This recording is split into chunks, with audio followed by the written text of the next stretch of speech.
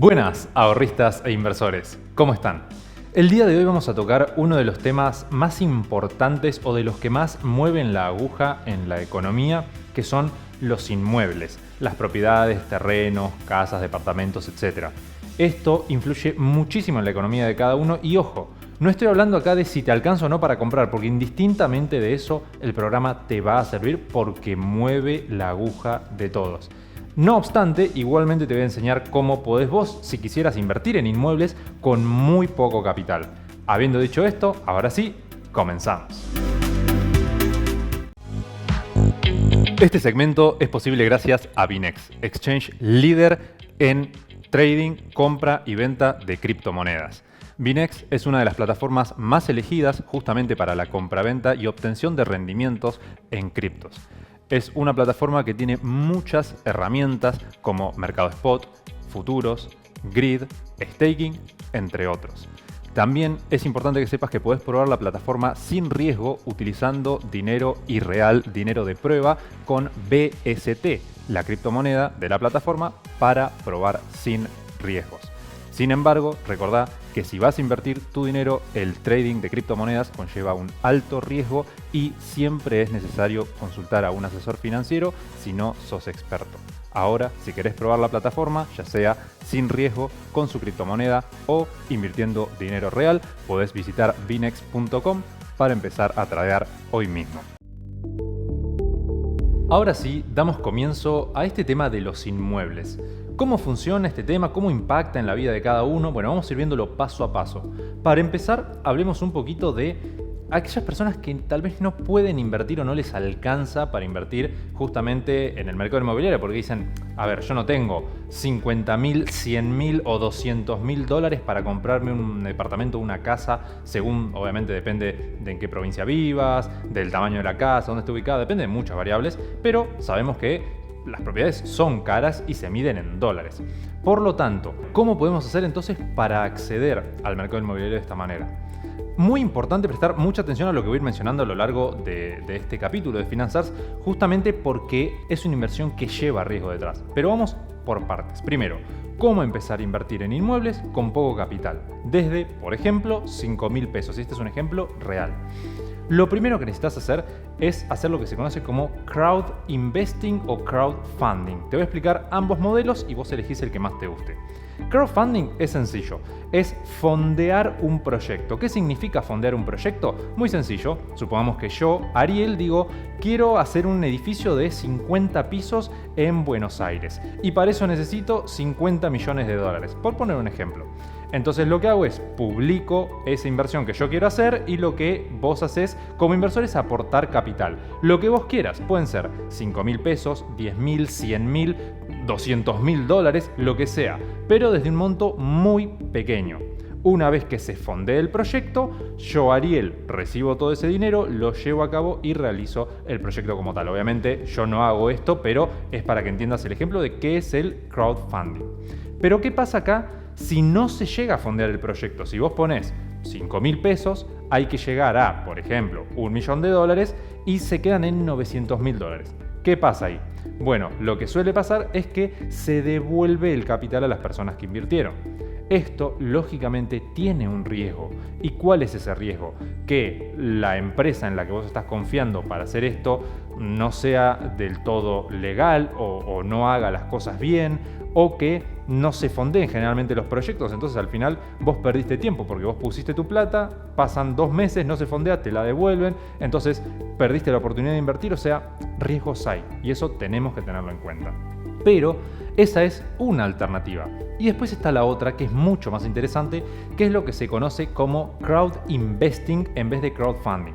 El crowd investing lo que significa básicamente es que la empresa, supongamos en este caso Finanzars, primero paga el proyecto, paga absolutamente todo, compra el lugar, hace todo y después, una vez que está, trata de fondearlo. Entonces, ¿quién asume el riesgo? ¿Vos como inversor? No.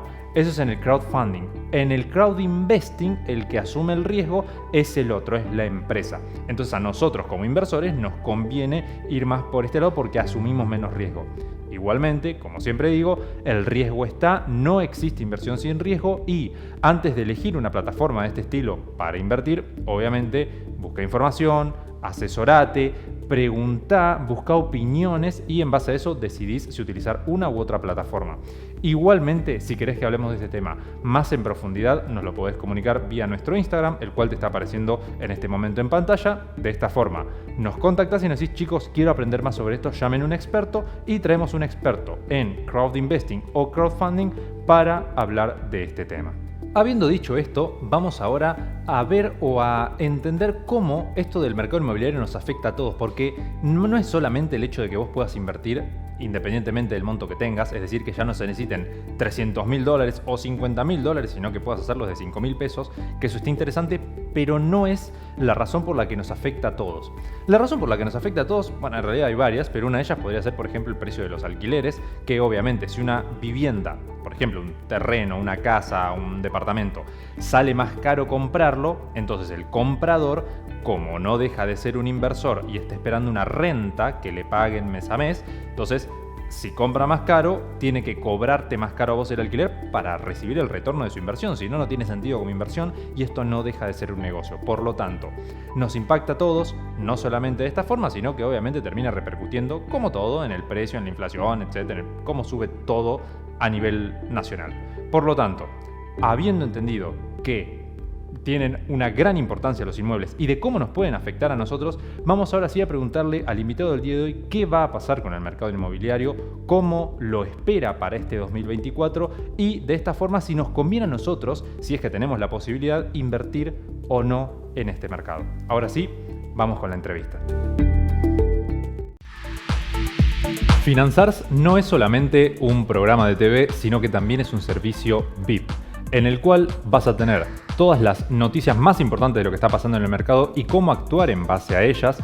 Vas a tener encuentros semanales con expertos para saber cómo guiarte en el mercado, cómo orientarte, cómo empezar o si ya sabes cómo seguir avanzando. Y obviamente también resúmenes de qué pasó en la semana, resúmenes de qué pasó en el mes y cómo actuar en consecuencia siempre. Si querés saber más de este servicio, el cual está en oferta durante todo el mes de enero, puedes ingresar en finanzars.com para seguir aprendiendo. Continuamos ahora sí con la sección de la entrevista del día de hoy y como dijimos antes, como ya anticipamos, vamos a hablar del mercado inmobiliario. Por eso trajimos a un experto en este mercado. Diego, muchas gracias por estar hoy acá. Hola, Diel, ¿qué tal? Gracias a vos. Arranquemos primero poniéndonos un poco en contexto. ¿Cómo se comportó el mercado inmobiliario en el último tiempo, en los últimos años? Bueno, mirá, si entendemos por los últimos años, los últimos 5 años, no podemos prescindir de hacer un análisis teniendo en cuenta que hubo una pandemia en el medio. Y el proceso de pandemia fue mucho más que el tiempo que estuvimos encerrados.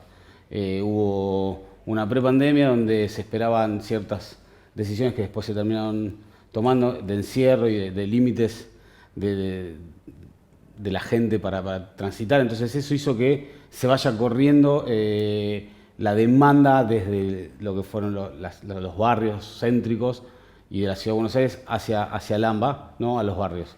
Y toda esa inercia que durante post-pandemia se cortó, después empezó a generar un flujo inverso, ¿no? Entonces ahora estamos viendo ya el final, o este último año vimos el final de toda esa inercia.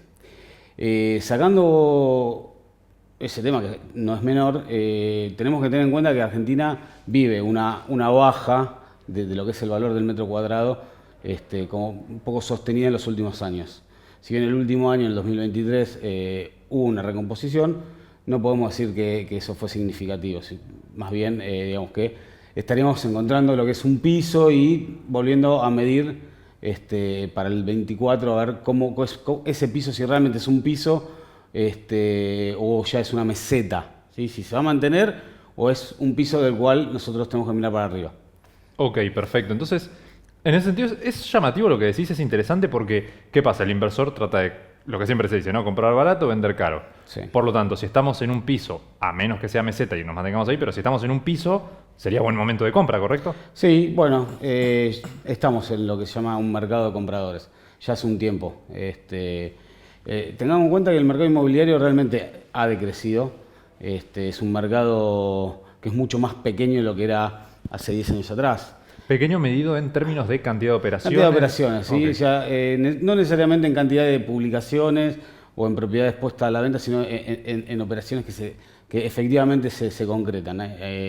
Nosotros, vos sabés bien que yo estoy en la red de RE/MAX, decimos que una propiedad que está fuera de valor en un tiempo determinado es como si no estuviera a la venta, ¿no? Entonces, agrandan ciertas estadísticas, pero la estadística real de las operaciones es una sola, y es que el mercado se achicó. Ok. Cuando vos hablas de que está fuera de precio de mercado, significa que si yo tengo un terreno de 2x2 y le pongo 10 millones de dólares de precio, no me lo compra nadie. Eso Claro, sería. sí, y lo puedes tener 10 años a la venta de ese valor. Claro. Y no se vende, ok, perfecto. No se vende. O sea que el mercado se achicó en cantidad de operaciones. En cantidad de dinero imagino que también, porque si bajaron los precios y las operaciones... Sí, a ver, la economía en Argentina es una sola. Cuando la macro funcionan generalmente, salvo alguna excepción, todos los sectores económicos funcionan mejor. Cuando la macro no funciona bien, salvo alguna excepción, todos esos mercados se deprecian. Y el mercado inmobiliario no es la excepción. A mí me gusta siempre aclarar que el mercado inmobiliario es mucho más que la transacción de inmuebles, ¿no? De donde hay un comprador y un vendedor. Y esto te lo digo porque esto es un canal que apunta a inversores y que trabaja mucho con los conceptos financieros. El mercado inmobiliario funciona como principal canalizador de los excedentes financieros, culturalmente hablando, en forma histórica, ¿no? En la Argentina, muchos inversores menos sofisticados vuelcan generalmente cuando los bancos están mal, mucho más todavía, en lo que se llama ladrillos. Totalmente, o sea, bueno, de hecho es sabido que la inversión típica más tradicional es esa, después plazo fijo y después dólar. O sea, esos son lo que hacen Sí, la plazo mayoría. fijo te diría que hoy el inversor pequeño no estaría... Tal cual. No, eso es más tu tema que el mío, pero entiendo que no. No, totalmente. De hecho, cada vez, de a poquito, al menos de la gente que nos llega a nosotros, se nota que va bajando el inversor de plazo fijo y se va trasladando a la bolsa o a Sí. cripto inclusive también. No, a cripto, bueno, hoy los bancos, los home banking de las entidades bancarias ya te ofrecen productos financieros que antes no te ofrecían. Totalmente. Pero quiero seguir en este tema que vos mencionabas, los inmuebles, porque algo que yo mencionaba hace un ratito es que los inmuebles también sirven como indicador de la economía de un país, porque si los inmuebles están caros, se están revalorizando, es que hay gente queriendo ingresar, bueno, tema de demanda, sube el precio, entonces es interesante cómo afecta el valor de un inmueble a la economía de un país, o cuán buen indicador es. ¿Vos eso lo usás como medición? Sí, a ver, el mercado inmobiliario funciona, a ver, está dentro de una lógica socioeconómica, cultural de un país. Vos te acordarás que hace unos años cuando en vez de aumentar precios de ciertos productos achicaron envases. Bueno, el mercado inmobiliario también funciona en esa línea muchas veces, ¿no? Las tipologías de las propiedades de los departamentos, sobre todo, van mutando, se van moviendo de acuerdo a no solo a las necesidades, sino también a las posibilidades. Entonces, el valor del metro cuadrado a veces no es tan preponderante como la tipología, ¿sí? Que vos tenés al alcance de la mano. Hoy son mucho más preponderantes las operaciones en monoambientes, 2 ambientes y hasta 3 ambientes. Entonces se fue reconvirtiendo. Y lo que tiene el mercado inmobiliario, que encima en los últimos años en Argentina tuvo un despegue muy fuerte de desarrolladoras, ¿no? Pequeñas, medianas, las grandes obviamente, históricas, pero se fueron desarrollando, valga la redundancia, muchas nuevas desarrolladoras inmobiliarias.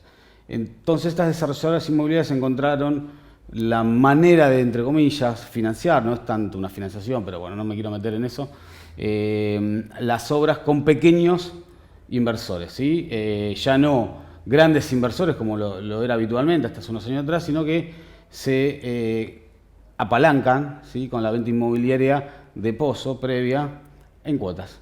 Eso le da la posibilidad a quienes tengan excedentes financieros o bien la posibilidad de aguantar un tiempo sin alquilar, viviendo con sus padres, viviendo en algún lado, poder pagar una cuota y acceder a una vivienda. Y los que lo hacen por inversor, por inversión, lo van como apostando, ¿no? Van pagando con un plazo fijo que van poniendo con la expectativa de poder tener una plusvalía en el valor del metro cuadrado una vez terminado, ¿no? Exactamente. O sea, básicamente lo que significa una venta en pozo, por los dos, por si alguien no conoce, es yo compro antes de que se haga el inmueble y voy pagando en cuotas, como vos decías, hasta que se termina y ahí ya, cuando se terminó, es mío.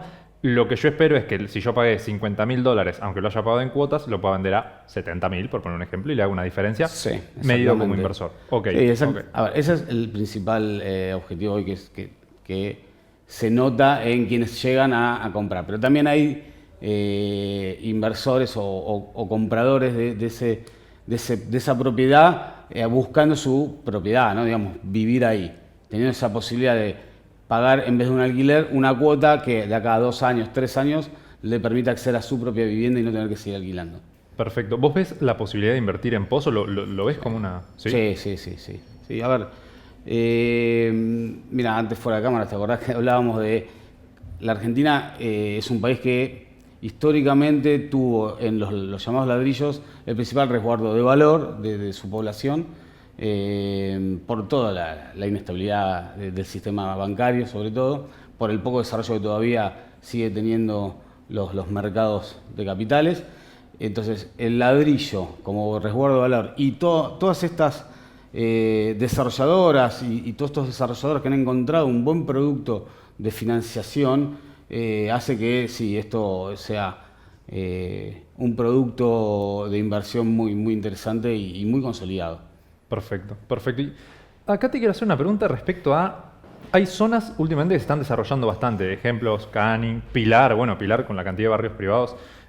Pongamos un ejemplo. Pilar. ¿Vos ves que puede seguir desarrollándose, puede seguir creciendo, que puede ser un buen momento para un inversor de entrar y comprar en esos lugares que están creciendo, o que tal vez Pilar se llegó a un tope y conviene irse a otro? ¿Cómo lo ves? Bueno, mira, más allá de las zonas, todas las zonas tienen sus particularidades. Pilar es una zona que se desarrolló mucho.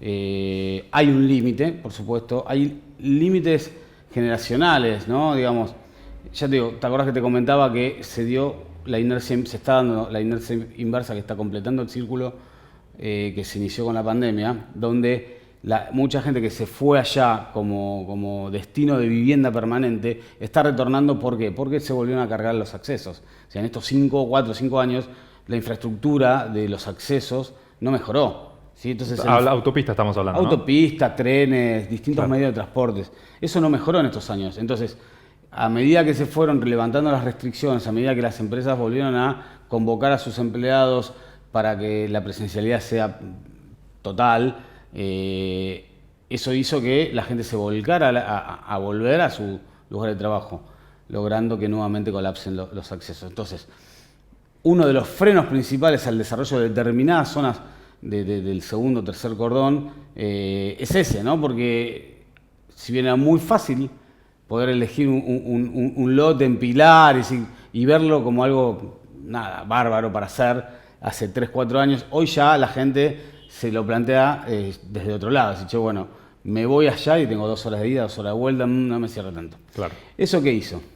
Hizo que en la ciudad de Buenos Aires y en algunos barrios también del primer cordón, que venían medios retrasados en el desarrollo desde el punto de vista urbanístico, empiecen a crecer, ¿no? A poder, vas a encontrar polos de construcción, donde las desarrolladoras empiezan a lograr penetrar, obteniendo buenas oportunidades en la compra de lotes,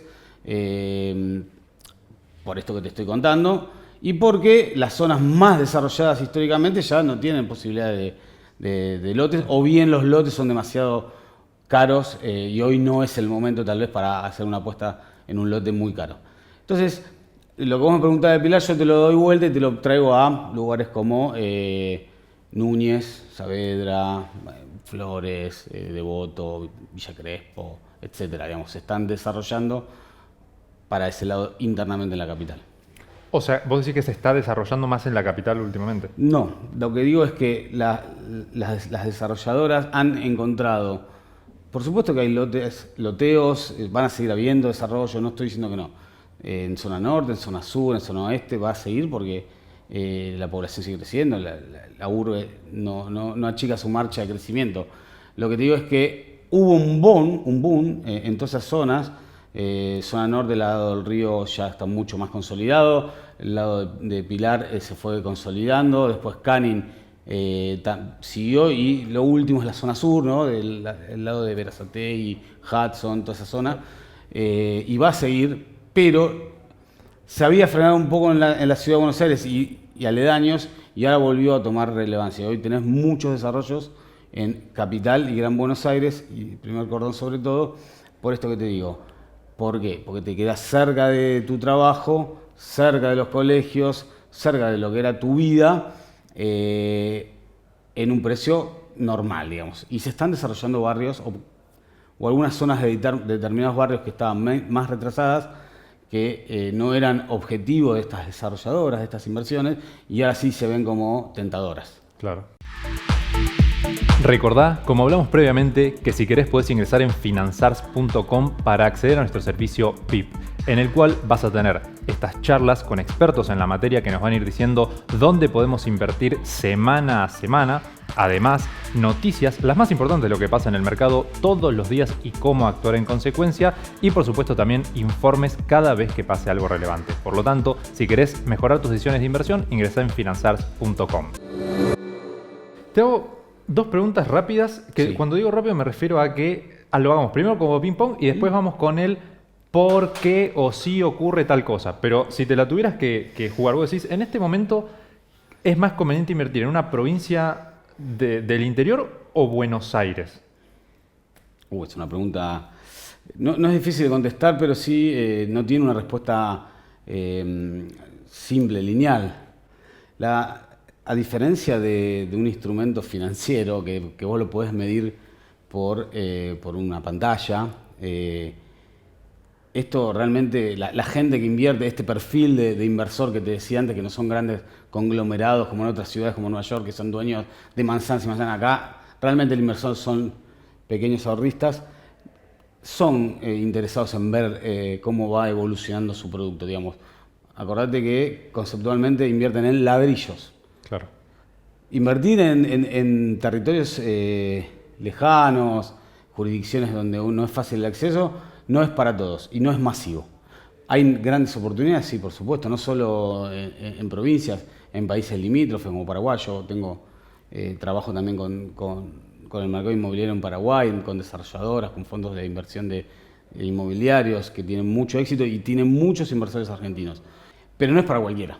Claro. ¿Sí? No es para cualquiera porque quien conoce a alguien que invirtió de pozo sabe que una vez cada tanto, 2 o 3 veces por mes, va a ver cómo está el edificio, le gusta charlar con el jefe de obra, si puede, filma, saca fotos, reclama, pide más información. Nada. Entonces, pero supongamos que yo soy de Chaco, Mendoza, Jujuy, Salta, donde sea. Yo vivo en esta provincia. Sí. Invierto acá, o sea, hay oportunidades. Hay oportunidades en todas las provincias. El desarrollo inmobiliario es realmente federal. Por supuesto que, también va de la mano de donde está el flujo mayor de gente, ¿no? De habitantes. Y Buenos Aires es por lejos la provincia. Pero vos tenés lugares como Rosario, que se ha desarrollado en los últimos años enormemente, con capitales que han venido hasta del exterior, Santa Fe mismo, Córdoba, ni hablar. Vos sabés que también yo tengo una empresa constructora y operamos mucho en Chubut y también se da en Puerto Madryn. Puerto Madryn fue la segunda ciudad el año pasado, que más creció demográficamente en el país. Entonces eso fue acompañado también por desarrollos inmobiliarios para tener soluciones habitacionales. Hay ciertos movimientos. Ahora, está mucho más aceitado, si vale el término, si me lo permitís, la inversión de inversores del interior en capital que a la inversa, ¿no? O sea, es más difícil que un porteño o un bonaerense invierta en Salta que un salteño invierta en Buenos Aires. Perfecto. Diego, vamos con la última pregunta. Se me está acabando el tiempo, así que tengo segundos. Y es dificilísimo lo que te voy a preguntar. Pero si vos tenés que jugártela por Panorama 2024, el mercado inmobiliario argentino. Sí. ¿Alcista, bajista o lateral? Solo eso. Yo te diría que va a ser un buen año para no va a cambiar la tendencia, va a ser de compradores al mercado. Es un buen año para invertir. Estimo que ciertos activos van a bajar por toda esta desregularización que están proponiendo el nuevo gobierno de la economía. Hay que estar atento, hay que trabajar con profesionales a la hora de invertir.